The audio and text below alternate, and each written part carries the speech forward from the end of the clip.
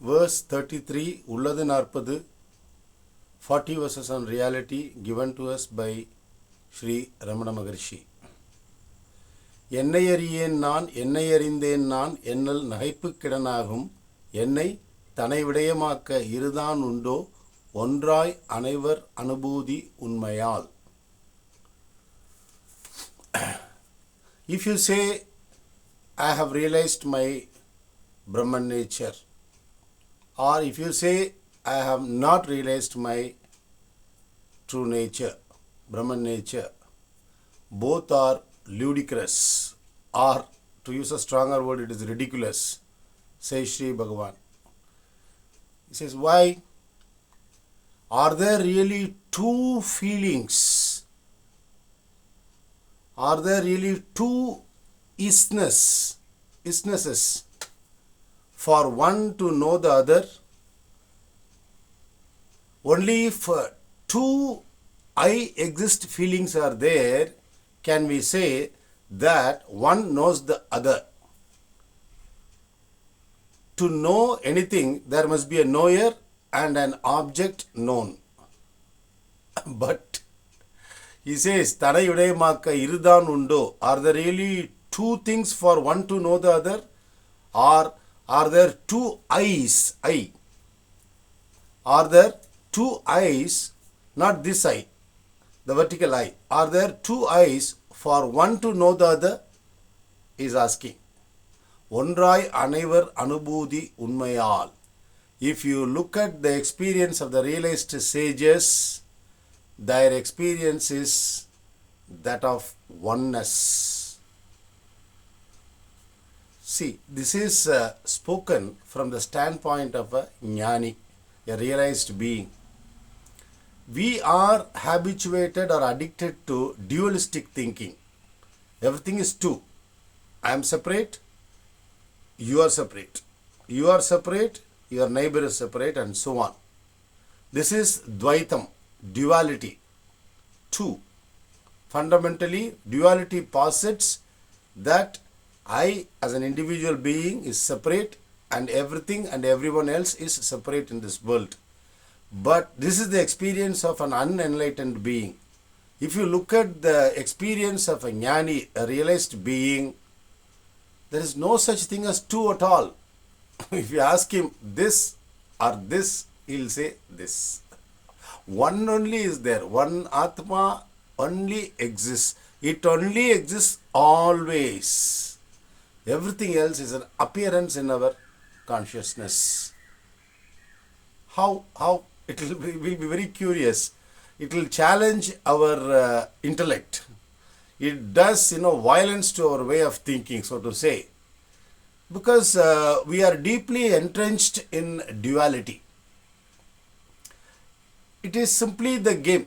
I think the whole design is like this. One is made to appear as multiples. That's all. And we are caught in that order of multiplicity called the universe. And in that order, huge order of the universe, we find ourselves to be a tiny speck, dot, an individual. Why are we studying Advaita Vedanta, non-dual monism?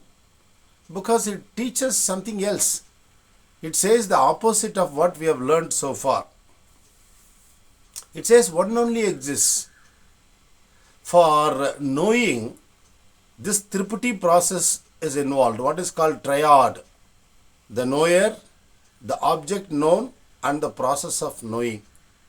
See, Brahman acts through all the 7.5 billion individuals. Okay, it's one Brahman which acts in all variety through all the individuals of the world, right? So I call myself Sentivel, this male body.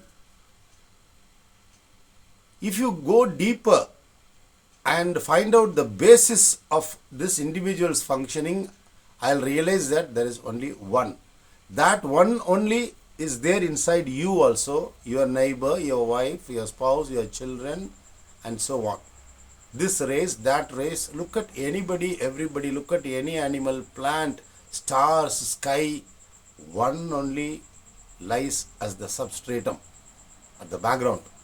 This is what Advaita Vedanta says. So he says, it is laughable if you say, I have realized myself, I have not realized myself. Because to say this, there must be two. When you say, I have realized myself or I have not realized myself, you are saying as if two things existed.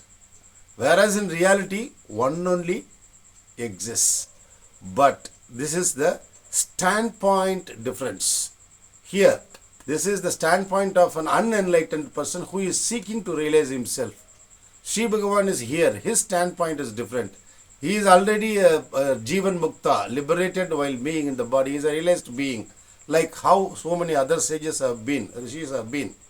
So, we have to take it as a lesson. Whatever they speak from their standpoint, we need to imbibe that, keep it as a reference for our thinking, and then proceed to do our sadhana.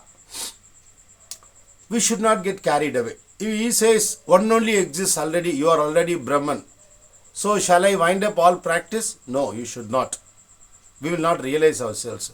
Self-realization is for liberation from the cycle of birth and death.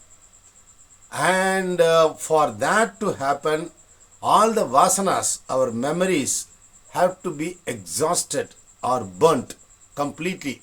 You become blemishless. There is no more files left in your hard disk. Only in that condition we get liberated. Only in that condition we experience the oneness that the Rishi is talking about.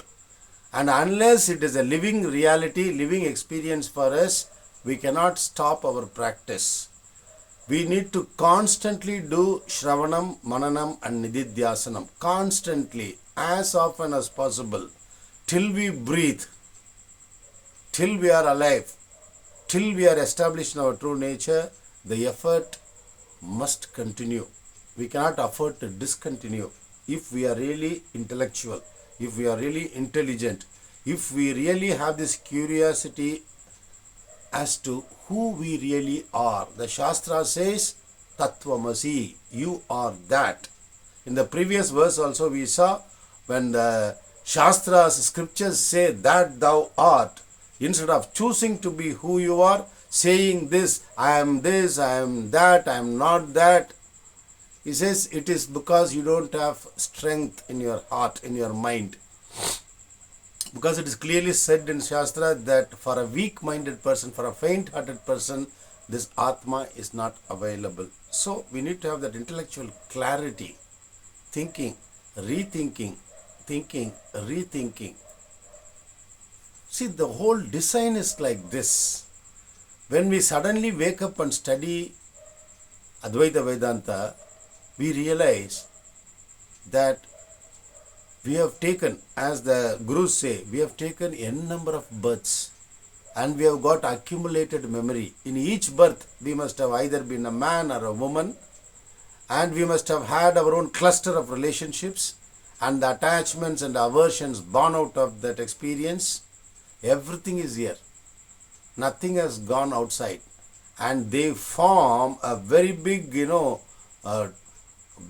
basis for, or they form very strong tendencies in our minds. The choices that we make in our life, including our relationships, if you look at, we'll realize that they were not accidental. Who you chose to be your spouse or a friend, they all depend on previous birth memories. We think it is accidental, coincidental. There is no such thing. Everything is memory based. Now this memory database is there inside us. This database forms a big veil and it veils our inner nature. Unless the veil is removed, we are not going to realize that we are Brahman. For this, we need to go on progressively reducing our desires, because desires form a thick veil. And we have to go on making the veil thinner and thinner and thinner. The first the veil is so thick that it is 1 meter thick. Then make it a half a meter thick. Then you make it a half a foot. quarter foot, and then 10 millimeters, 1 millimeter, and then the veil goes through vicharam, through self-enquiry. Who am I? Am I this body? Who is saying I am this body? There are 1 billion thoughts in my hard disk, but they all revolve around one thought, which is I am this body sense, this sense of individuality. I am the body thought. If we inquire as to which is the birthplace of this I thought, Shiva Bhagavan says it will subside. When the I thought subsides along with all the 1 billion thoughts, what is left is one. There the Atma just is.